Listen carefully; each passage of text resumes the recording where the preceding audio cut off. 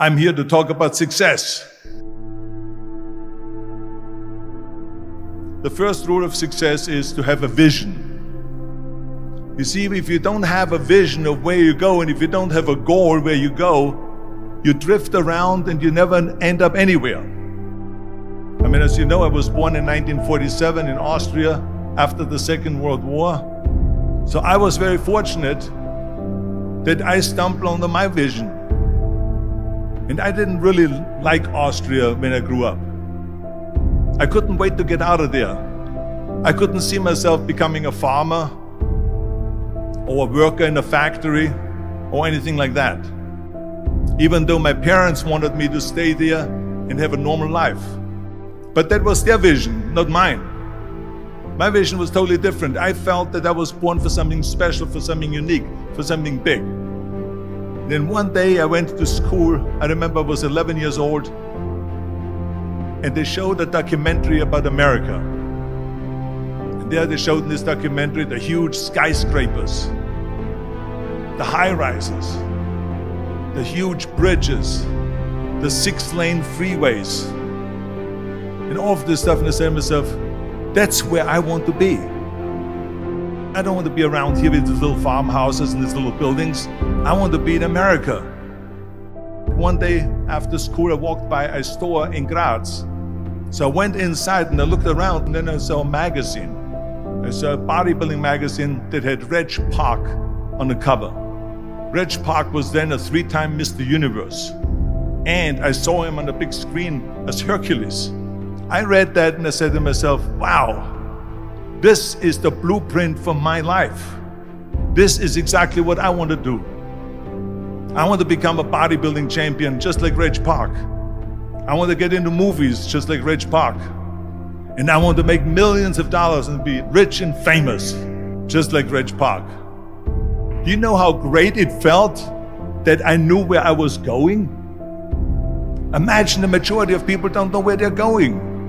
I knew where I was going, that I'm going to become this bodybuilding champion just like him. So it was just a question of how do you do it? I was so relieved, because when you have a goal, when you have a vision, everything becomes easy. So people always ask me, when they saw me in the gym in the pumping iron days, they say, why is it that you're working out so hard? 5 hours a day, 6 hours a day, and you have always a smile on your face. And I told people all the time, I said, because to me, I'm shooting for a goal. In front of me is the Mr. Universe title. So every rep that I do gets me closer to accomplishing that goal, to make this goal, this vision turn into reality. Every single set that I do, every repetition, every weight that I lift will get me a step closer to turn this goal into reality. So I couldn't wait to do another 500-pound squat.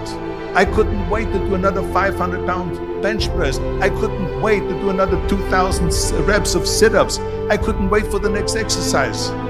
At the age of 20, I went to London and I won the Mr. Universe contest as the youngest Mr. Universe ever. And it was because I had a goal. So let me tell you something, visualizing your goal and going after it makes it fun. You got to have a purpose no matter what you do in life. You got to have a purpose. 74% hate their job in America. Now, this is not much different when you come to Europe. The majority of people don't like what they're doing, because they're really not doing it because they didn't have a goal and they followed this goal. They just aimlessly drift around, and then all of a sudden there's a job opening, so they get that job because you have to work. But then when you work, it's a chore. It's work. It's not fun.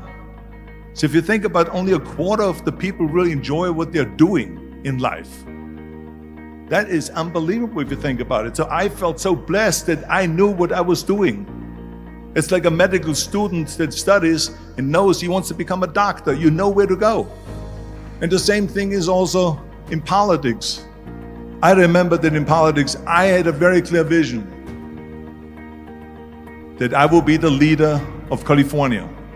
That's as far as I could go because I was not born in America, so I could not run for president. So being the governor of the fifth largest state, the largest state, the fifth largest economy in the world, was for me really the ultimate title, the ultimate accomplishment in politics. So even though people came up to me and says, why don't you go and run for something smaller, you're never gonna make it. I ran for governor, and then 2 months later I became governor of the state of California. Again, because I had a very clear vision what I'm gonna do with California. So that's rule number one, have a vision. Rule number two is, don't listen to the naysayers. Don't listen to the naysayers.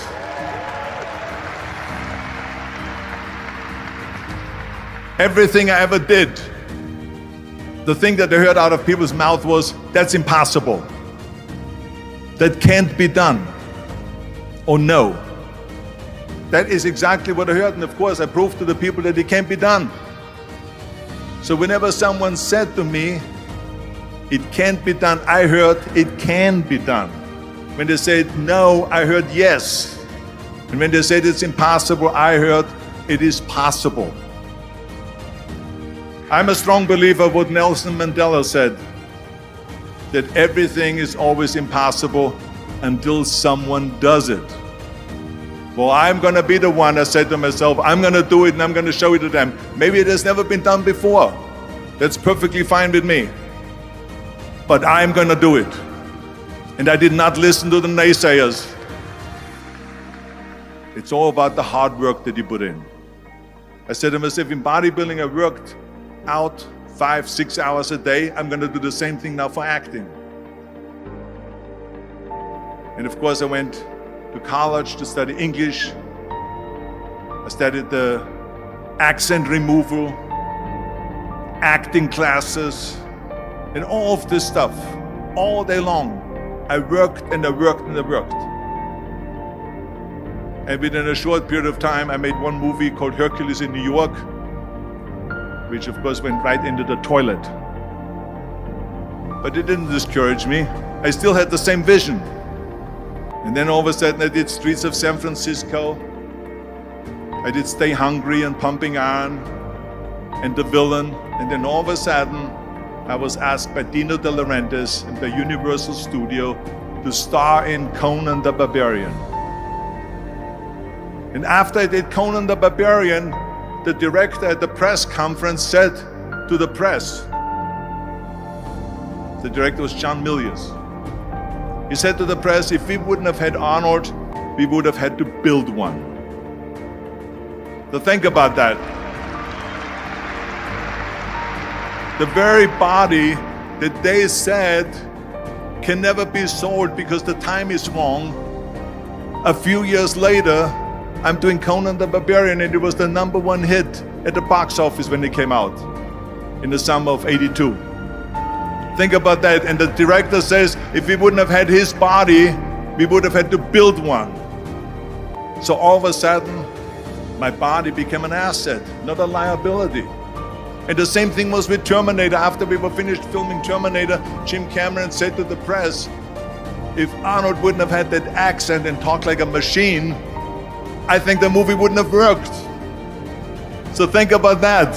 The body and the accent that they attacked was an asset. But I didn't listen to those losers. I didn't listen to them at all. It's just the reality of it is that you cannot listen to the naysayers. So this is a very important lesson for all of you. So when someone says, no, this is a stupid idea, you in your mind, you don't have to say it, but in your mind just say this of you asshole. What do you know?